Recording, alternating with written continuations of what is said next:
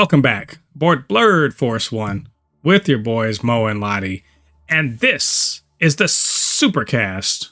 The Supercast where we talk about all things superhero in our pop culture media. That's movies, TV shows, video games. We talk about the news, do some speculation, all of that good nerdy stuff. And before we get into this podcast, do us a favor, get down there, hit like on this video, or if you are listening to us on a podcasting platform, leave us a review. 5 stars would be the best, but whatever you think we deserve, and any kind of comment, yeah, that'd be dope too. And hey, we're at 2 weeks from Christmas.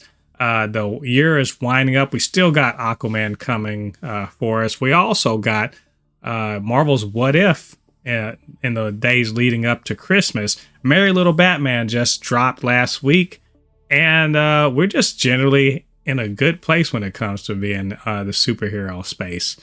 And we got plenty of news, coming up for this week. But before we get into that, Lottie, my friend, how are you doing this evening? And what have you been doing? Well. Or what have you been doing that's nerdy?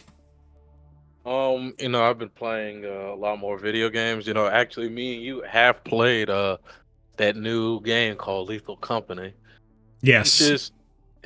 I admit it's a little addicting. Been having a lot of fun with it. Seeing different people's reaction to playing the game. It looks, like I said, if you watch the game on YouTube or anything like that, you'll be like, "Oh, this game looks stupid." And you actually play, and you're like, "Oh, I can see the appeal."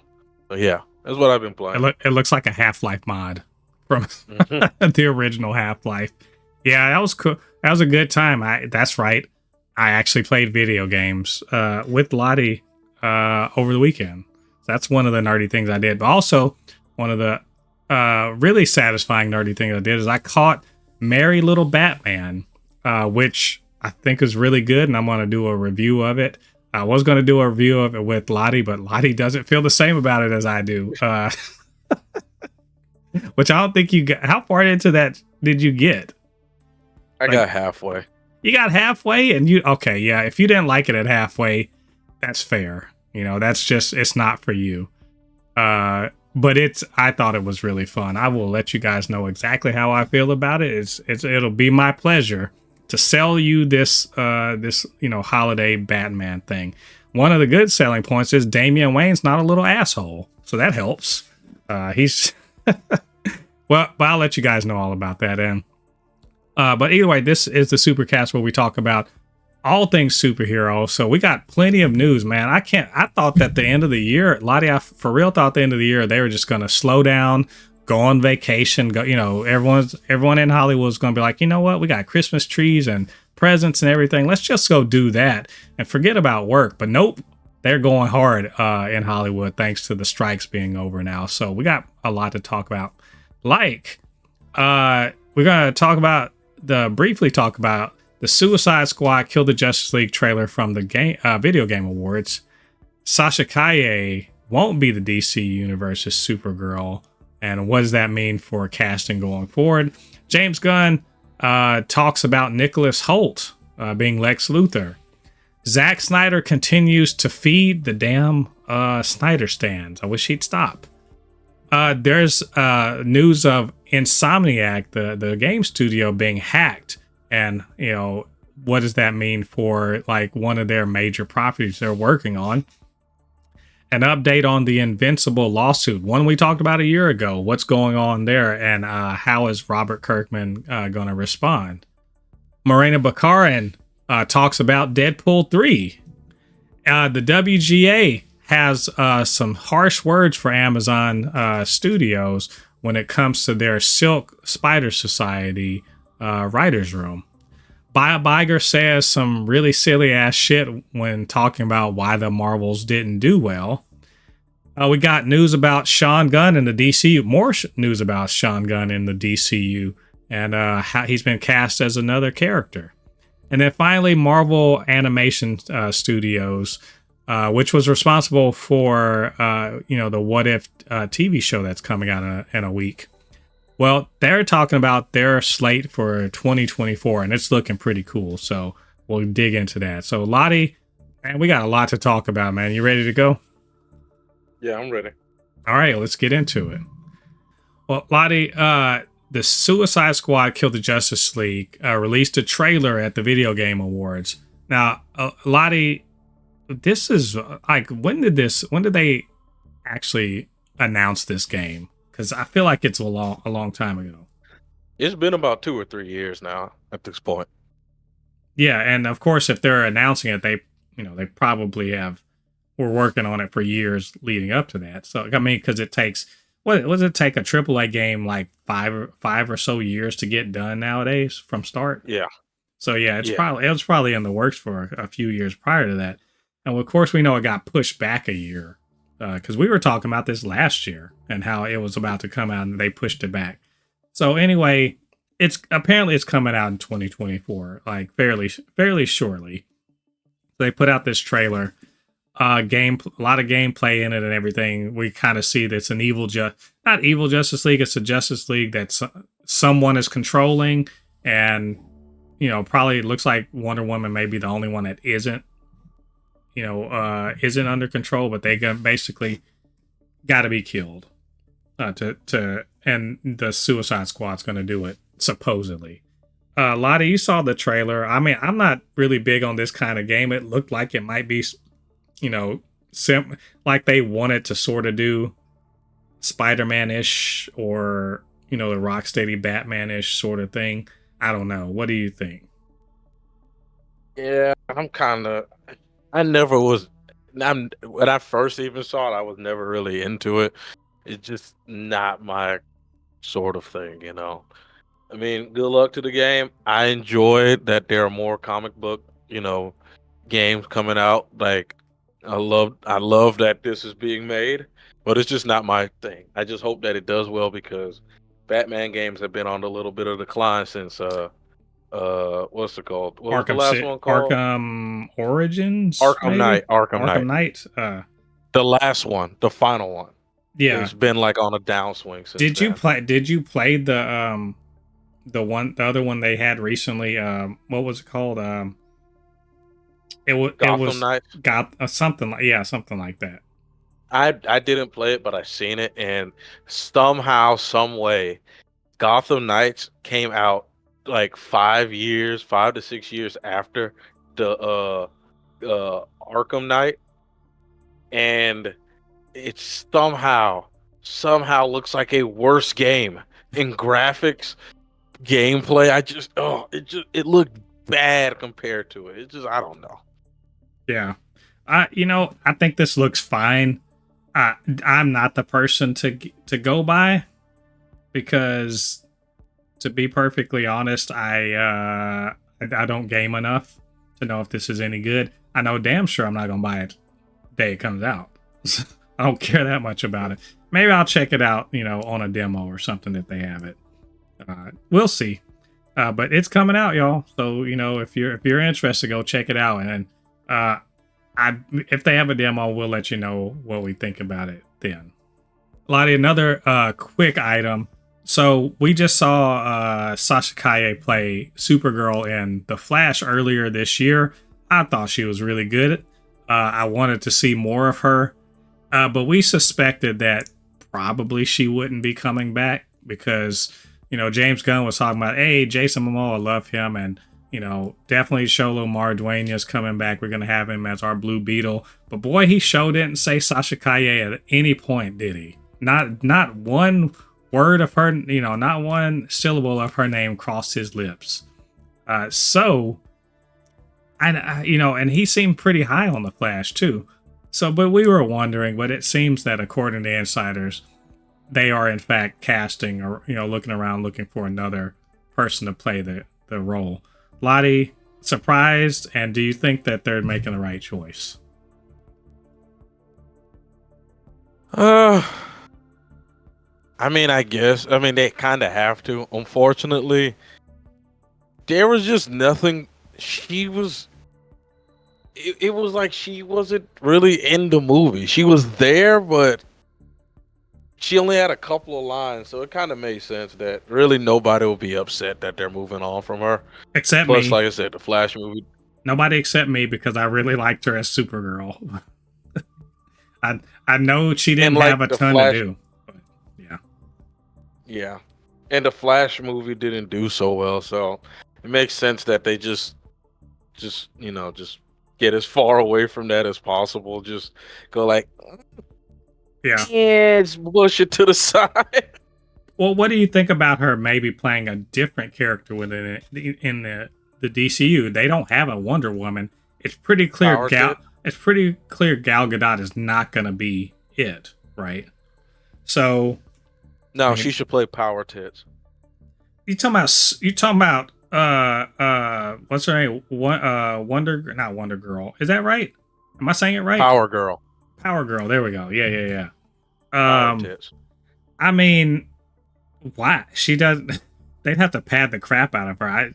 Sasha Calle, she's a. No, I'm just saying she's a good looking woman and everything. She is not built. She is in no way built like Power Girl. That's just not the thing. Honestly, I'd be down for her to be an Amazon. Like she don't even have to be Wonder Woman. She could be Donna Troy, which apparently Donna Troy's going to get her moment in the DCU. Mm-hmm. Because of this whole Amazon TV show they got going on. So I mean, I'd be interested. She's young. I think she did a good job for what she had to work with as Supergirl. And I think she just has such a good look. And she obviously can do the physical stuff. There's no reason not to give her another shot. But I mean, who knows what's going on with all of that? The thing is, it's so far in the future, it's hard to even call no chance in hell or absolutely she's going to get another shot at it. So, yeah, I'm not. I don't want to say I'm sad. I'm disappointed, but not surprised. So, hopefully she'll get other great opportunities going forward because I think the Flash, it didn't serve her well, unfortunately. So, either way, we'll let you guys know if anything about that comes up. Speaking of the DC Universe, just another quick aside. James Gunn officially confirms that Nicholas Hoult will be Lex Luthor. Now, we talked about this like 2-3 weeks ago. And you're like, why are y'all talking about this again? Because apparently, up until when James Gunn said it, it was literally not official. It was just a leak from somebody on the inside. And they were hoping that this would be the truth. Now, what I mean by that is, nobody signed any papers and no money was exchanged. There was no contract signed, money hadn't exchanged hands. And in Hollywood, ain't shit real until a check is written.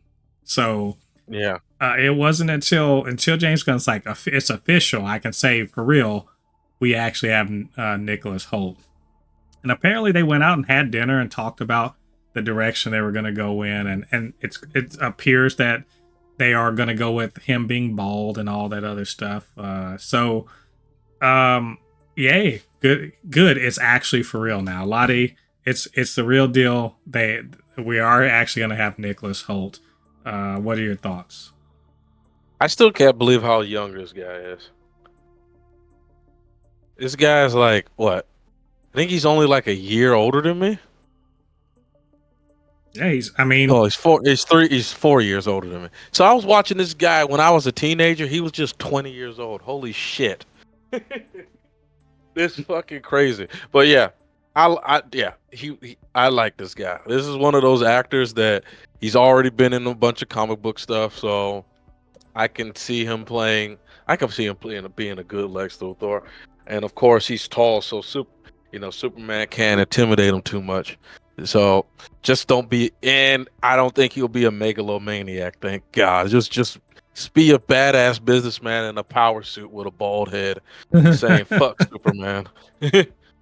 No, he's gonna play him like he's Mark Zuckerberg.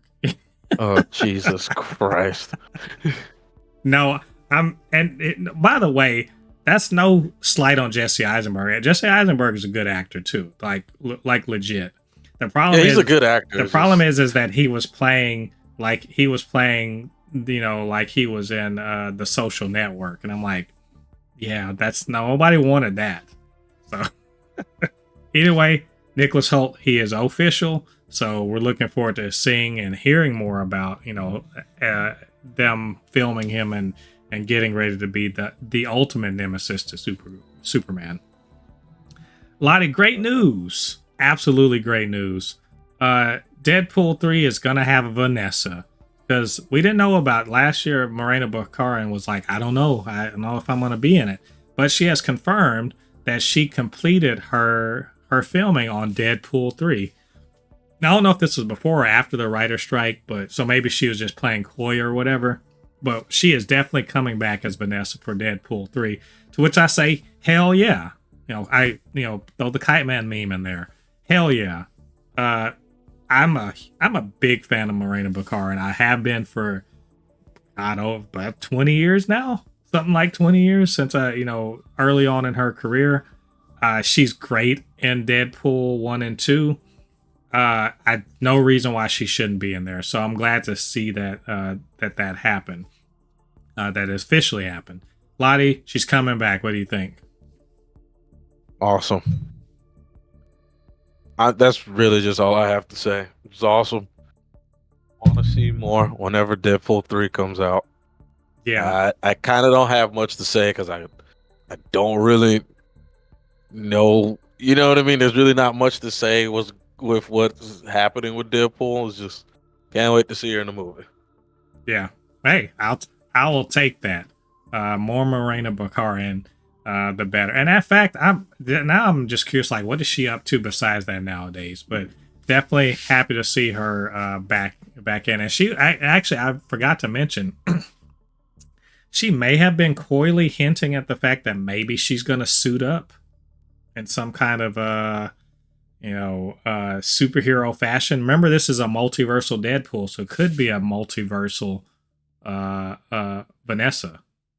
So who knows? We might be seeing her kicking ass in a latex suit or something. I don't know. But when we find out more, we'll get some more pictures or behind the scenes or whatever. We'll let you guys know all about it. And finally, the last little quick bit thing. And my question is, Lottie, why is Zack Snyder like this? Why is he like this? This man stirs the pot more than a sous chef. I mean, he is in the kitchen just whipping and whipping and whipping, and what he's whipping is the damn feelings of these Snyder stands who they just swear he's gonna restore the Snyderverse somehow. And remember that dumbass idea? They were like, sell Zack Snyder's Justice League to Netflix, right? Remember that campaign from like a year or two ago? Yeah. That real dumbass idea. And they just won't let it die. And it's because Snyder be doing shit like this. He was talking about Rebel Moon, which is his Netflix Star Wars ripoff that's coming out in like a week, I guess.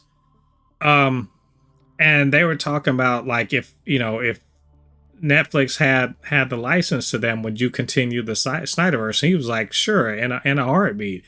And I'm like, bitch, god damn it. You know what? Every time I think we can move on, like he's literally doing something else. Every time I think we can move on, you get him saying dumb shit like this. You should have been like, why can't he ever just be like, you know what? That era of my professional life is over. I'm moving forward. I got new things going on. I'm all, nope. He got to say, sure, I'd do it. Lottie, why is Zack Snyder like this? Man, because he still wants to do his Snyder events, man. He just, listen, at this point, Snyder stands. Listen, I feel bad for them at this point now, because it's like it's like they're a person with Stockholm syndrome. They're just hoping and praying that they will just get just a taste of water, please, sir, just a taste of water, and then the person is pretending like they're about to give them a drop, and then instead of them giving them water, you know what they give them instead? It gives them a canned soda. It makes them think that they're drinking and fitting substance, but they're actually just getting thirstier and thirstier and thirstier. He's like, oh yeah, redemption. Like, I watched one of these damn videos about that Zack Snyder did, and I said, this dude is an asshole at this point. This is not fucking fair. Like legit. I can see. Okay, I won't take it that far, but I can sort of understand why there are people that really think that the Snyderverse can come back because he won't let it go.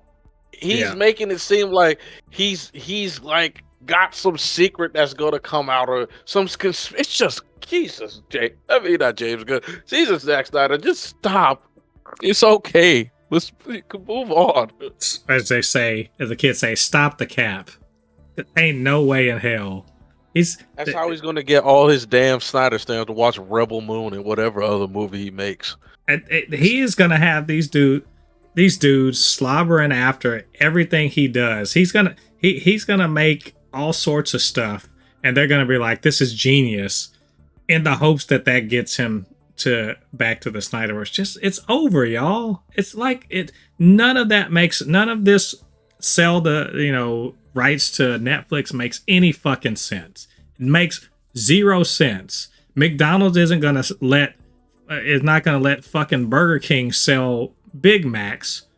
Why the fuck would Warner Brothers ever let anyone else besides themselves Fun fact, that actually did happen. Huh? Fun fact, that actually did happen. You get what I'm saying, though. Like, I know what you're saying. Is Coke gonna let Pepsi distribute Coke? Fuck no. That doesn't make any sense. Like, that's the dumb. It's so transparently stupid. But hope springs eternal, I guess. Like, you're right. I'm starting to feel sorry for the Snyder stands. We dunked on them for years on end, but like this. It's now I feel like I'm kicking a cold, wet, and crippled puppy, and now I'm feeling bad. I feel like I need to pick them up and bring them in from the cold and nurse them back to health on like actual shit that's gonna exist. Yeah. Anyway, stop the cap. That's all I'm saying. Cut it out, Zack Snyder. Just guys, just stop. Anyway, unfortunately, he's going to keep doing this shit, so we'll talk about it next time he does. Lottie, this is something near and dear to your heart. It's video gaming. Yes, we're going to talk about video games, but not a particular video game. We're going to talk about a video game studio, Insomniac, who apparently they were hacked and had a ransomware attack on them. To the tune of $2 million, 50 Bitcoin or $2 million. Otherwise, the hacker group would release all of this internal information they got from hacking their company servers. Among the things that they used as proof that they'd done it was, Lottie, screenshots of the Wolverine game that are in progress right now. And there are a lot of more sensitive information than that, but that's why we're talking about this. Lottie, Insomniac got hacked. Assuming there's some screenshots possibly floating around that are related to the Wolverine game, some spoilers or whatever. We're not going to look at those or talk about them. But I mean, you follow video games very closely. Is this a thing that now companies are seriously having to give a shit about, or I mean, is it this is an ongoing thing? I don't really know because I don't follow the industry that much. But, is it likely that, stuff like this related to Wolverine or even Spider-Man or anything like that might make its way out? Can I just tell you how all of this happens? Yeah, I mean, please. Because a dumbass in the damn company keeps opening stupid ass emails.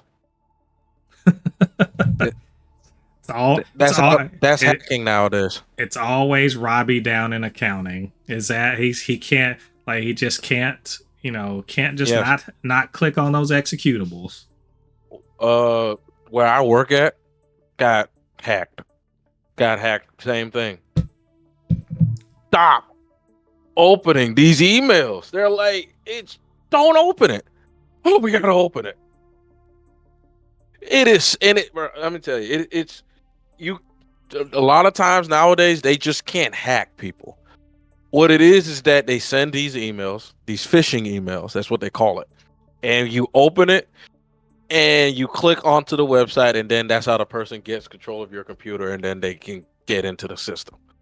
And that's what's happening. It's not the because I see things that is like, how are these multi-million and billion-dollar companies getting hacked? It's because stupid people are opening emails when literally they tell you if it's not from a coworker or someone in the company, do not open the email, or unless you know for a fact that you're about to get an email outside of the company. And even before that, they like my company, it warns you that this email is from outside. So, you know what I mean? But somehow people, email, let me open it. It doesn't help that they still use like. Oh, and they're getting fired. They still using it's still using Outlook and crap like that. That's easy to fuck with, but. Oh yeah, and I can tell you right now, they got fired. Well, I mean, how serious? I mean, actually, I figured this is very serious. They were asking for $2 million. But how serious is like the potential for a leak of the actual game? I understand that stuff like this, it doesn't happen regularly, but it is always a possibility with any particular game. It's extremely likely. This happened to Last of Us Part 2, where the entire storyline got leaked on the internet and people were reading it. It happened to Capcom, where their entire roadmap got leaked out. But for like the next 10 years, got leaked out. This happened like 3 years ago. So we already knew that they were remaking. We already knew there was going to be a Resident Evil 8 called Resident Evil Village. We already knew about Resident Evil RE4 remake, all that stuff, because these hackers are just. And I'm gonna just say it. You guys are assholes. If you're a hacker and you're listening to this, you're an asshole. And I'm just saying, because I'm not saying, oh, let's protect these companies. I'm not on the side of the companies. I'm just saying, what is with you guys trying to attack the people that have nothing? Take your thing and hack bad people. Why are you hacking a video game company that makes good games? Why are you hacking Insomniac? Like, the bad guys don't have $2 million in Bitcoin. They could. Bad billionaires. Well, let me ask you this: if you were a hacking, group, are you actually gonna hack anyone who actually has $2 million worth of Bitcoin? Like, not think about that. Who has Bitcoin? Had that much Bitcoin? Not anybody good, right? But you go after Insomniac, they're just a company, and they want to avoid embarrassment. But I mean, because this is about money. They don't give a shit about the video game. That's just collateral. They don't really care about that. It's just fuck y'all, man. But the problem is these motherfuckers pretend like they're white knights. Fuck y'all. Y'all are assholes that just want money. Just accept it. You're an asshole who wants money. But we're doing it for the betterment of people. We want to show you how corrupt these people are. Shut the fuck up.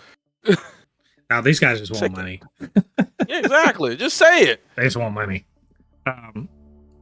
Well, I look at it as like this is just the price of doing business. And honestly, does this really change anything? Like if you really want to know spoilers, like for anything, TV shows, movies, video games, if you really want to know spoilers, you can find out, right? But as far as video games go, knowing the story isn't actually the important thing in playing a game. Like, it helps, and in some games like Last of Us, it's super important. But you still got to play the damn game, right?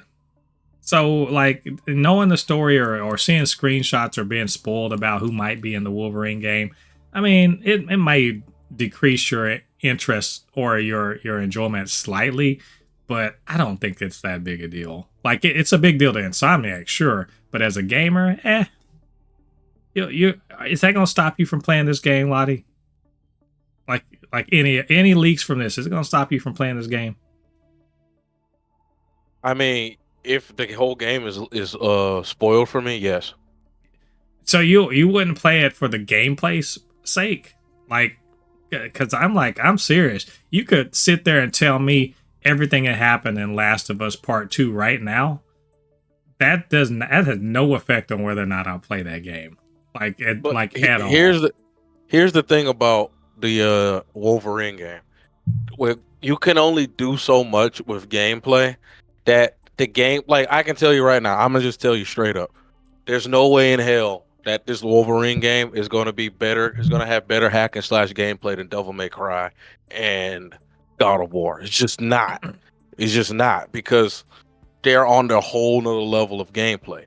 What Insomniac is extremely good at is giving you a compelling story on top of the gameplay. Ruining it's like, for example, if I knew that the anti-venom suit was in Spider-Man, I would not have enjoyed and loved the game as much as I did.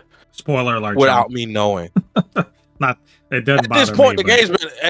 the game's been out for, like, it's been out for a while. People know. But I'm just saying, it's like me, I don't like when it comes to games like that. I want to know nothing.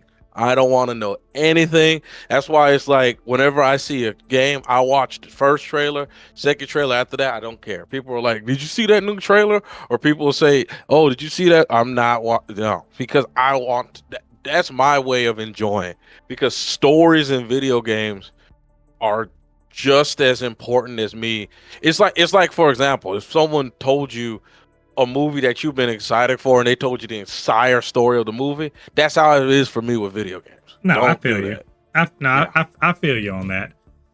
I still think you'd play it, but like you wouldn't. It would definitely Yeah, I wouldn't enjoy it. diminish your. I Yeah, wouldn't. I get Yeah, it. I wouldn't. I would not. It would be on my back burner. It's sort of like, good example. Resident Evil 4. Resident Evil 4 remake is an amazing game, but I know everything that's gonna happen. I'm not in a rush to beat it. Right. It doesn't. It's not. There's nothing that's making me rush to beat Resident Evil 4. But if it was a brand new Resident Evil game, I'll be more inclined to play it and beat it, because I don't know anything of the story. Right. You know. Let me guess. Zombies. Okay. All right. Well, hey. I wonder how this is going to play itself out. I don't think this is going to have a huge effect, because I think they're maybe halfway through the development cycle on Wolverine, so I don't think it's going to have a huge effect on the game. And if you don't want to see the spoilers, you can avoid them. So you guys do with that information as you will. So, but we'll let you guys know if there's any more developments on this story. There's an update on the Invincible lawsuit. If y'all remember, if you've been listening to us for a while, and if you haven't, you can go back and listen to this, or just look this up on the internet. There's a lawsuit going on with Invincible. As you know, we watched Invincible season 2, the first 4 episodes. We reviewed those and so forth. It's an amazing show, and it's based on a comic book from over 20 years ago. And one of the co-creators, or says he's a co-creator of the comic, colorist by name of, I think, Ryan Crabtree, is suing Robert Kirkman and his company because he claims that he was kind of tricked into signing away his rights as co-creator.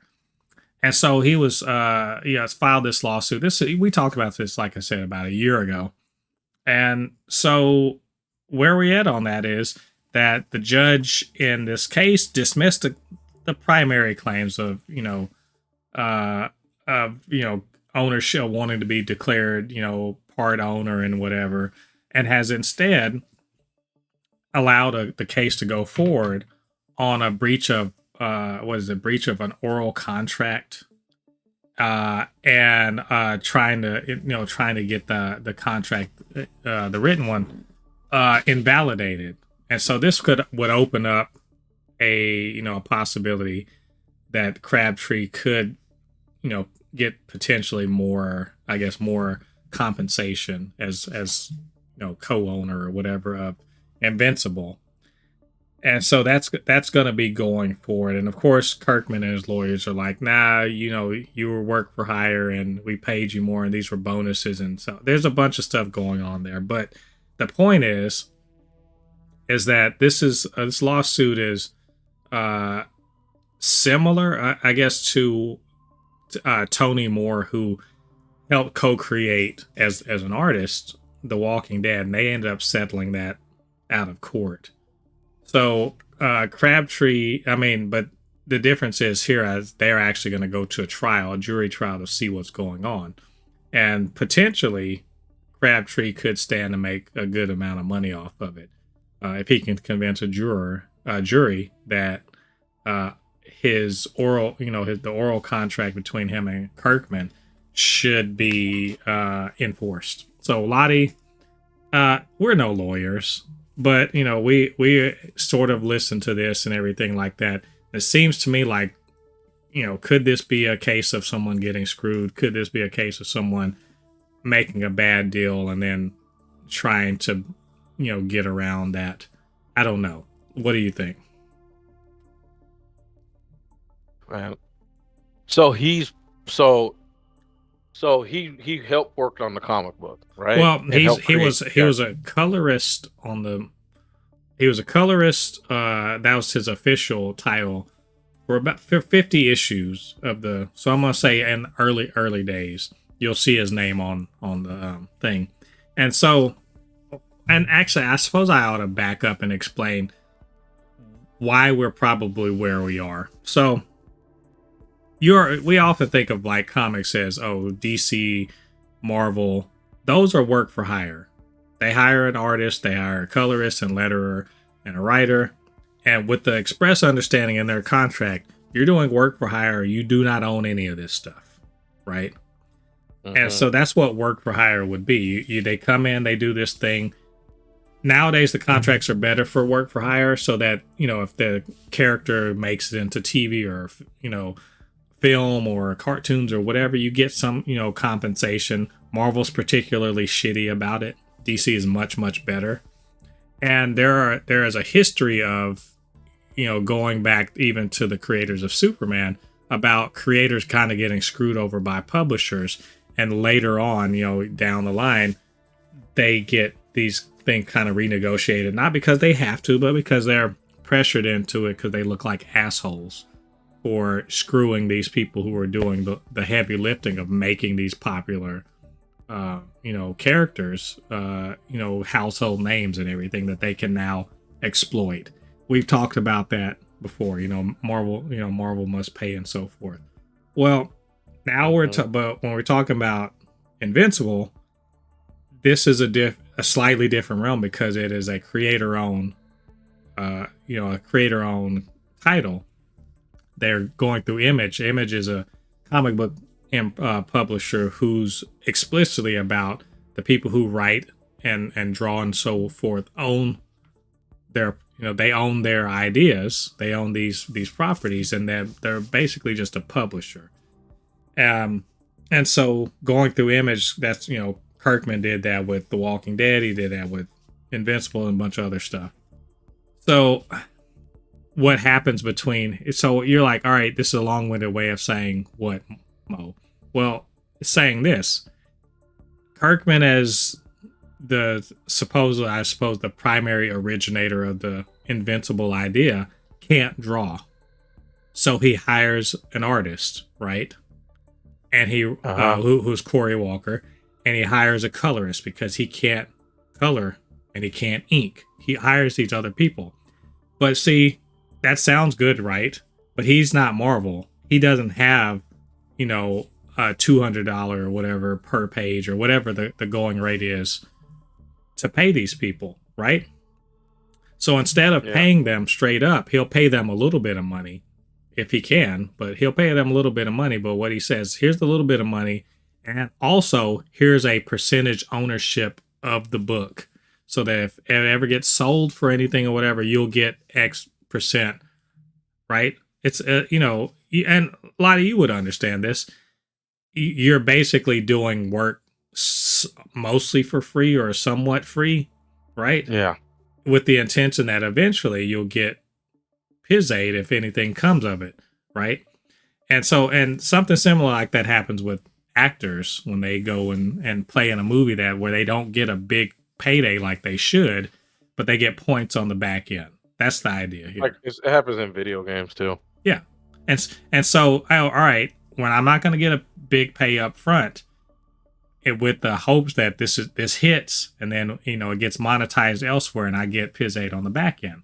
Well, Crabtree's problem is that at some point he says that Kirkman sort of tricked him into signing away his rights so that Kirkman would be acknowledged as the sole creator and therefore would have all of the money from whatever gets sold.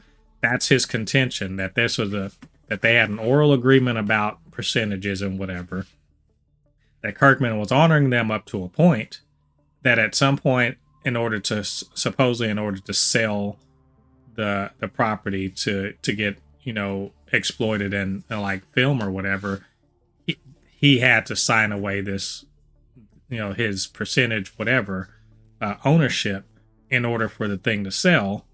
And that only years later, when he realized he wasn't getting compensated properly, he was told that nothing will really change, but they just need to do it on paper. He wasn't getting compensated properly. Now he brings up this lawsuit. That's essentially what's going on. So sorry I took like 5.5 minutes to say that, but yes. So pretty much, wow. And so he also, signed away. I forgot there is some legal shit in here. Apparently, there's a 3-year statute of limitations from when there is a someone contesting, a particular contract, written contract, and he did not do that within enough time. When Kirkman said that the contract was not, the same as he was saying, that happened in 2012. But in 2020, apparently, an oral contract. There was a contesting of the oral contract in 2020, so we're within the statute of limitations. That's why this thing is going on. Okay. Now, what were you saying? Man, that's a lot. That's why I said we ain't lawyers. And all this I gathered just from reading this, Hollywood Reporter thing, which thankfully they summed it up in a way that I could understand. But the point here being, he says that there was a written contract and the judge is like, well, he was abiding by the written contract. If you had a problem with it, you should have contested it by 2015. You didn't. So throw that out. But you say there's an oral contract. We'll believe you. We'll believe that that's what you say is true. Kirkman says otherwise. It's within the statute of limitations. We'll let a jury decide whether that oral contract should stand or should it have any, should we say that the oral contract was good and he violated it, then you may be entitled to compensation. That's pretty much it. It's this is what I'm talking. Lottie, I'm sorry. I know this is a lot I'm throwing at you. This is right here. Is there? Can you believe it? I'm gonna say this because it's relevant. You remember when we talked about this last year, and we did a separate. I spun it out into a separate little video. I got 2 comments from the same person on this video talking about this issue, calling Crabtree, selfish and greedy and all this other stuff, and that he just shouldn't have signed a bad deal, right? And all I had to say to the guy was, there's what's legal and there's what's right, and they aren't necessarily the same thing, right? You can legally screw people. We see the shit all the time, right? We see it all the time. Legally fucking people over. Just because it's legal to fuck someone over, should you be doing that? That's all my question is. Like, I like Robert Kirkman, generally speaking. I like the things he's made, his ideas and everything like that. And yet, and mind you, this is a guy who doesn't do he hasn't written comics for Marvel or DC in a long, long time, because he realized it's a fucking racket that is only going to benefit the big guys and not going to get you piz aid. And so he went off to do his own thing, and it's worked out for him. But to what end? To fuck over somebody who is just like you. And I'm not saying he necessarily did that, but even if and he's not contesting all of this work for hire and whatever. Okay, let's say you did hire Crabtree work for hire and he worked for 50 issues or whatever. Why the fuck can't you just break the man off? Right? Why not? Am I crazy here? That would be the right thing to do, is to break the man off. Legally, you can fuck him over. Or at least in his eyes, fuck him over. But legally, you can still kind of be like, nah, fuck off, man. But is that the right thing to do? Lottie, I mean, you get what I'm saying? Yeah, I get what you're saying, man. This is just a lot, man. I was just, my brain is frying. All I know is that the guy, Robert Kirkman, giving the money, you gave him the right to have it. I know you legally made him sell the rights, but I don't know, man. My brain is fried, like legitimately. I think the point is just like, don't be, if you're ever in the position of if you're ever in a position of being like Marvel and DC and having to be like, well, actually, you signed this so you only get $500, you're probably wrong. I'm not saying legally wrong. I'm saying morally wrong. You're probably wrong. You can twist yourself into a knot about how, well, actually, if he hadn't just signed this bad deal, well, you gave him the bad deal to sign. Why the fuck would you do that unless you're being shitty? That's it. That's all I'm saying. So I'm hoping that this goes to settlement and they just figure out something, and both sides are maybe not happy but satisfied that that's as good as it's gonna get, because like this thing going to trial is good for nobody, in my opinion. So anyway, we'll keep an eye on this. Just like people, just a general rule of thumb: just don't fuck anybody over. You don't have to. It's not, if your business model revolves around fucking people over, you're in a shitty business, and stop doing it. So, anyway, we'll let you guys know more about this when we get more information.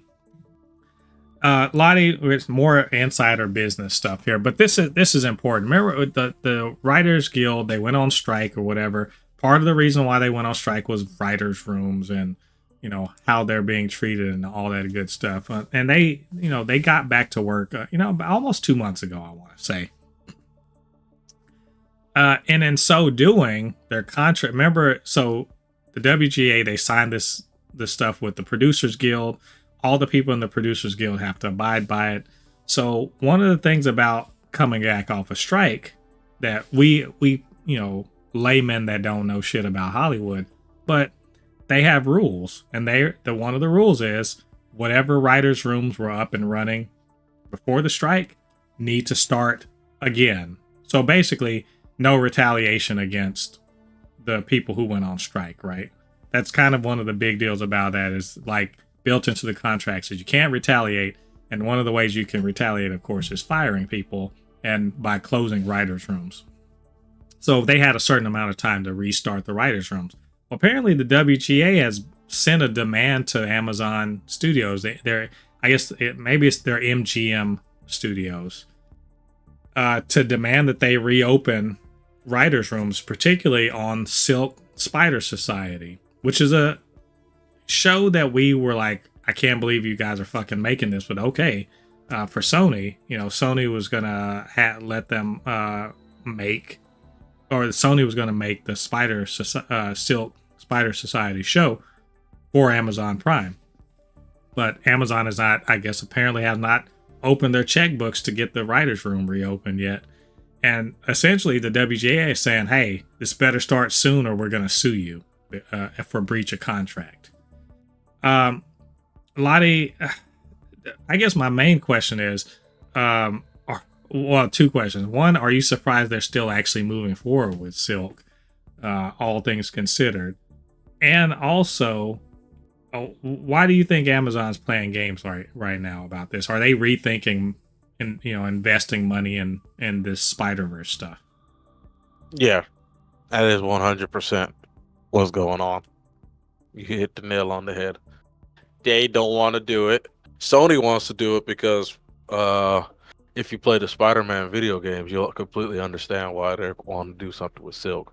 But yeah, they clearly are like, I don't think we want to do this anymore, and I think they're fine with being sued. Probably to them. No, because they're pretty fair. No, here's the thing. You can be like, well, they got plenty of lawyers. They got a lot of money. It's fine. Like, no, they're WGA. If they didn't think they had them over the barrel, that where they would straight up win this, when it wouldn't even be a question. I don't think they do. I mean, the thing is, I understand Amazon Prime not wanting to move forward because, I mean, have you noticed they've canceled some stuff and they're sort of trying to be like, maybe we should actually make money off of this. They're about to put ads on Amazon Prime Video in the coming year. They decided like, this can't be a money loser anymore. And I'm sorry to say, there's, besides trying, no, I'll say this straight up. There are fewer things I think are more likely to lose money than the fucking Spider-Verse stuff without Spider-Man. Like, am I wrong about that? Is there, name one Spider-Verse related thing without a Spider-Man in it that you think is going to make its money? You see that? You hear that silence, y'all? That's the truth. I want to see Madam Web. It is not going to do well. I want to see Craven. It is not going to do well. Venom 3 may be the only one that makes its money. Maybe. And here's the worst thing. These shows ain't gonna make any money. Not one dime for Amazon. These shows aren't even gonna drive subscriptions up. I guarantee you that's true. No one's gonna be flocking to Amazon Prime. Not Prime Video, because you can't subscribe to Prime Video. You have to subscribe to Prime. Nobody's gonna be paying $15, $16 a month just to watch Silk Spider Society. They only know who the fuck Silk is. Yeah. They don't know. Spider-Man Noir at least has a chance because Spider-Man is in the title. No one knows who the fuck Silk is. She wasn't even in Into the Spider-Verse or Across the Spider-Verse. Nobody knows who that is. This is not going to drive subscriptions. What is the business case for this show? Besides, Sony wants to make money. Sony wants Amazon to pay them to make a fucking Spider-Verse thing. That, by the way, will just make Sony better. Because now this is another thing they can point to, like, hey, here's some Spider-Man stuff. What's the winning formula for Amazon, Lottie? Nothing. You cancel this shit. Yeah. Truthfully, that's the thing. Like, look, you and I, we're comic book fans. We are. As fans, we want to see Silk come out, right? But if someone said, all right, we're gonna base your income on whether or not, whether or not Silk does well, do you still want it to come out? I'd be like, fuck no. Trash that shit. Because that is not a sure, that's not even not a sure bet. It is almost certainly gonna fail. And not because it's bad, just because lack of knowledge and understanding, and people have so many other choices besides this. And also, the MCU and the DCU are gonna be on streaming too, with characters that people actually fucking know. I'm just saying. Yep. I hate to throw cold water on stuff, but that's just the truth. But as far as this goes, business-wise, the WGA is correct that they have to start the writers' room. So I expect to hear some information about that coming soon, or a big old lawsuit that the Amazon Studios is definitely going to lose, because there's pretty damn clear cut they have got to do it. So, yeah, or they got to do it, or they've got to pay the writers to do nothing. So anyway, we'll let you guys know what's going on with that. Hopefully we'll get some news very soon. Let's talk about Bob Iger. You know what? Everyone's like, he's the savior of Disney, and maybe he is. in comparison to Bob Chapek, but man, this motherfucker got some goddamn nerve. You know what I'm saying? He has got some fucking nerve.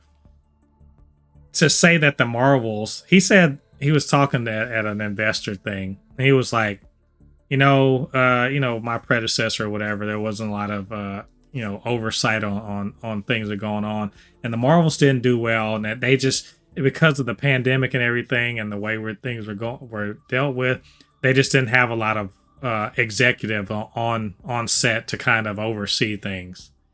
To which I say, motherfucker, what? That show, really, the problem here with the Marvels is because you didn't have more suits who are not fucking creatives overseeing and saying what's good and what's bad. Get the fuck out of here. Lottie, yeah, I'm gonna cuss some more, so I'm gonna just calm down for a second.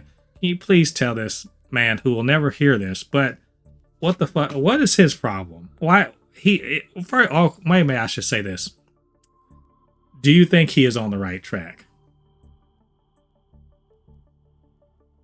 I mean, from what I've heard, it's the exact opposite. I heard that there was too many push and pull, and they wouldn't let the woman make the movie that she wanted to make. That's what I heard. That's what I heard. I heard that she wanted to make a certain movie, and they kept telling her, "This is not the director." I can't remember. Nia DaCosta. Nia DaCosta. They kept telling her. They kept like making her switch up stuff to the point that she was even confused of what movie are they even making. So if that's his point of excuse, then it makes whatever they're talking about even worse. What he's trying to say even worse. Yeah. I mean, of course it's the fucking of course it's executives are always like, well, of course that failed because we weren't over there, overseeing.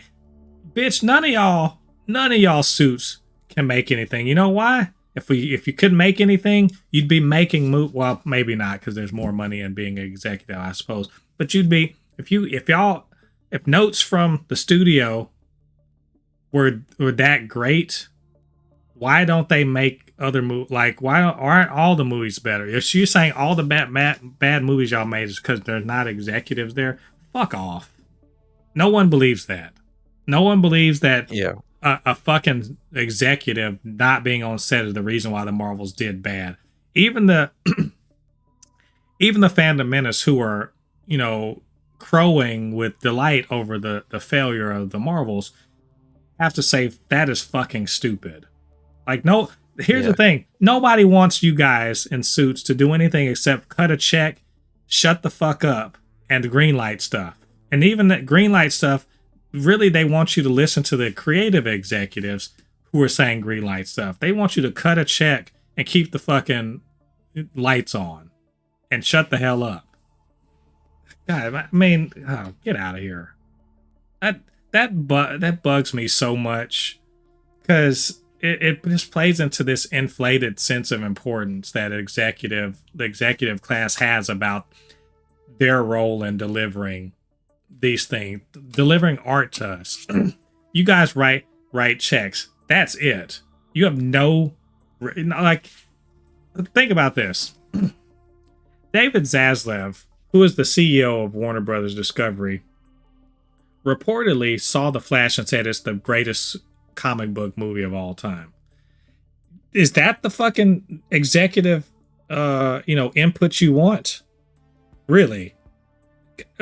The Flash that we saw this year, which I liked, and no way in hell is it anywhere near the one of the best damn comic book movies ever. That's and there are other bootlicking motherfuckers under him and under Iger who are gonna that's the input we're gonna get from them. Why the fuck will we want that anywhere near the making of a movie? It's oof. Lottie, I don't know why anyone would take that seriously. I just don't. Ugh. That's it. It's just these people. That's what like I said, I've heard the exact opposite. The reason why these movies are not doing so well is because the executives are getting way too involved. That's what I've heard. You Yeah. know. Yeah, they this is the thing. The thing is, I just it's just scapegoating. He's like, we weren't there overseeing. No, that's not the reason. That isn't the reason. So just like enough of that. We don't want to hear that. So anyway, if Iger says something else stupid, we'll let you guys know what we think. Yeah. God, that's so dumb.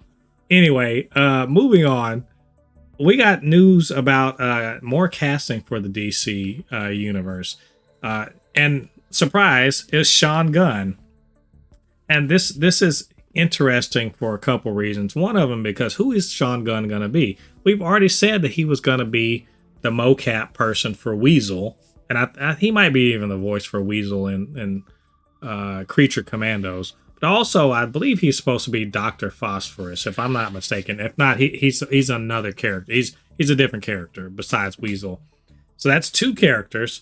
But you know what? That's not enough. He's going to do 3 characters in the DC universe because now he's going to be the live-action Maxwell Lord in future iteration. Not, as far as I understand, he's not going to be in Superman Legacy, but he will be in other DC universe properties.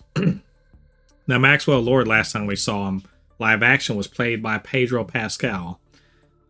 He has been a villain and has also been a good guy. He's essentially like, what if Lex Luthor, but way less worse. Like he can be that, but also he's bankrolled the Justice in the comics. He has been the bankroller of the Justice League at one time. So he could be all over the map. We don't know what kind of we would get, but Sean Gunn, has he's been in Hollywood a long time. He's been in many things, not just in James Gunn's things, but he does end up showing up in his brother's movies. So, Lottie, is this any surprise at all to you? Yeah. Family makes sense. Say like Dom Toretto, family. It's or like how the head coach of LSU, how he was trying to pretend he had a Louisiana like accent for my family. Oh man. Yeah. Speaking of, Lottie, does this? Do you care about this at all? Does this bother you? Or you? Because he plays Kraglin, and of course he's the mocap for Rocket Raccoon. Guy clearly got the goods, right? Yeah, I don't. I'm not mad about this at all. I'm glad you said it that way because we were going to talk about people and the usual suspects getting all mad about this yelling nepotism and so forth. Like, of course he got the job because him and remember they were talking about how Jennifer Holland is going to stay on, as herself, as what's Harcourt in the DC, and people are mad about that. Is this something reasonable to be mad about? No. But people are really mad. People are really mad though. Nepotism, that's a problem, right? Why is this a problem? Fuck. What's her name? What do you think? We wouldn't get one of the greatest female actors of all time if it wasn't for nepotism. What's the woman's name again? Her dad was a famous actor before her. She played in the Laura Croft Tomb Raider movies. Oh yeah. Angelina Jolie. Yeah. Come on, man. Her dad's John Voight. And then there's a lot of actors and actresses that are great actors and actresses, but their dads, moms, and all that were big time actors before them. Like, guys, shut up. Just who cares? Well, are you anti James Gunn and Snyder stands care? They care a lot, man. If I bet if Snyder's had if Zack Snyder had a daughter, or well, he Or did. he May did, her soul rest in unfortunately. peace. My bad. If he had a sister or any type of family member that was in acting, he will hire them. What would you say then? Oh, Oh, they'll it's probably. Oh, genius. Genius. what if James Gunn made his wife Superman? I mean, then they cry foul. Like, I don't think so. I don't think so. if James Gunn made Jennifer Holland Superman, they'd be like woke trash. That's what they'd say. I don't think so. I But don't think no, so. look, here's I'm annoyed by this conversation. Look, nepotism does suck in this respect. Someone getting an opportunity they didn't earn. But fuck you if you think Sean Gunn hasn't earned his opportunities. Mind you, he was successful in Hollywood before James Gunn was. Now people don't. Yeah, he was. He was literally, and up until maybe about 15 years ago, much more successful than his brother as an actor, a legit actor. You know. Yeah. So don't give me this shit about him not deserving. Yes, the fact that he works with his brother as the head of DC, sure, that helped. You know what else helped? The fact that he has worked on many of James Gunn's other films. They work well together. Clearly, they have a great relationship. You know who else has got to get into the DC universe? Nathan Fillion. And I guarantee you, many other people that James Gunn has worked with before that has a good working relationship with, they're probably going to get an opportunity too. And I don't fucking care. You know why I don't care? Because I don't care for the same reason I don't care if Martin Scorsese makes 10 other films with Leonardo DiCaprio. I don't give a fuck if Christopher Nolan keeps working with his brother, who, by the way, does work with him often, right? I don't care that Cillian Murphy, by the way, Cillian Murphy was awesome in Oppenheimer, and he has worked with Christopher Nolan many times before. He was Scarecrow in in Batman Begins and The Dark Knight Rises. So don't give me this nepotism bullshit when you're really just saying, I want the Snyderverse restored, fuck James Gunn. If that's your thing, say that. Stop being a bitch about it. Like that, it's ridiculous. And also, you are disrespecting Sean Gunn, who again has earned the right to do what he's doing. The man's got a resume that's legit. Like, get the fuck out of here with that. Anyway, Lottie, I'm off my soapbox. This pisses me off. Like this, it's clearly an agenda. It's like when people sit there and there's clearly an agenda and has nothing to do, and all it's doing is just tearing down Sean Gunn for no reason. Just get out of here. So, Lottie, I don't feel like I'm off base. No, they're just being crazy. That's all it is. They just want to be mad at something. Yeah, just Sean. I'm looking forward to it. I wouldn't think of him as Maxwell Lord, but you know what? I'm open minded, and I think he's good. So we'll keep an eye on that. It's probably be years before we see him in something. Maybe 2026, but we'll see, and we'll let you guys know more about that when we learn more information.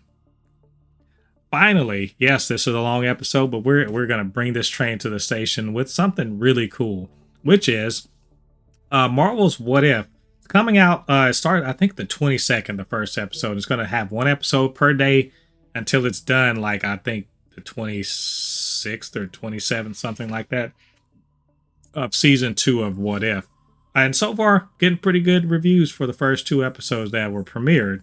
But at that same premiere, Brad Winderbaum, who is, I guess he's over animation and whatever, something like that at Marvel, also talked about the 2 other things that are coming out for Marvel, or I'm sorry, 3 other animated shows that are coming out in 2024.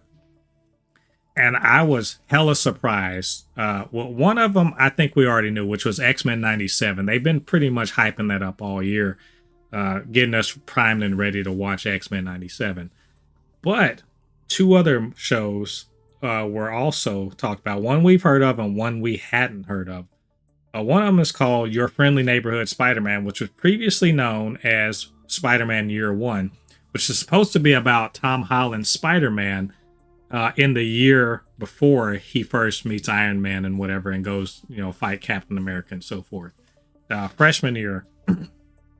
And apparently they talked about it was going to be kind of an alternate timeline. So that's why we were seeing designs of different bad guys that weren't in the MCU. But it kind of jumps off from there. So they retitled that to Your Friendly Neighborhood Spider-Man. But also, and this is the one I really give a fuck about. Like, I like the Friendly Neighborhood Spider-Man. I really care about that. I really do like X-Men 97. But this is what I'm talking about.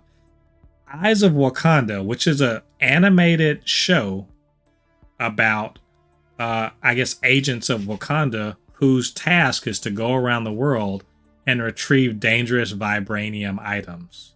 And I'm not sure if this is an anthology of people throughout time or if this is a certain team of people or whatever. Details are scarce on the ground, but I've heard that aside from reprising his role for what was it? What If? There's an episode of What If where T'Chaka is a part of an Avengers team, but also is probably coming back for this Eyes of Wakanda show. And I'm not sure if this is the Wakanda show that Ryan Coogler was supposed to be working on, or if there's still a live action one that's in the works. Lottie threw a lot of stuff at you. I mean, come on. We got to be excited for Marvel animation in 2024, right? Yeah. I'm interested to see what they do. They're changing the name of Spider-Man, so it makes sense. That Wakanda show, we've been talking about that for a good minute now. Yeah, but my question is that if there's still a live action one with Denai Guerrero, or if she just doing a voice? I'm curious because I kid you not, until I saw this like press release or whatever, never even knew that this existed. Like, I didn't know this was what they were, because I was expecting live action.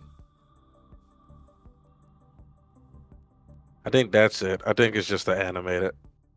That's gonna be that's gonna be disappointing. Damn it! I wanted to see the General, like all her bald glory, just going ham in live action. Now, I mean, I'll take it, but come on, don't do that to us. It's a lot of money, man. Yeah, dude, you ain't lying. You are not lying. I said it because she's an expensive actress. Yes, yeah. I mean, but still. I mean, what are you feeling about this World of Wakanda, or the Eyes of Wakanda show? I'm down to see it. I want to see what's up with it.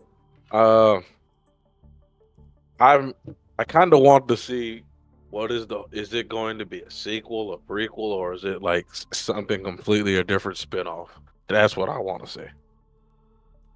I mean, I think it would be cool if it was an anthology, as I mentioned before, where different agents, possibly war dogs, are just, from across the centuries, are going out into the world and having adventures. Like, would it not be dope if from like war dogs from like the 1800s were going around India or something, or they made it to Wild West America or to China or something like that. I mean, come on, because if they're a war dog, they are badass.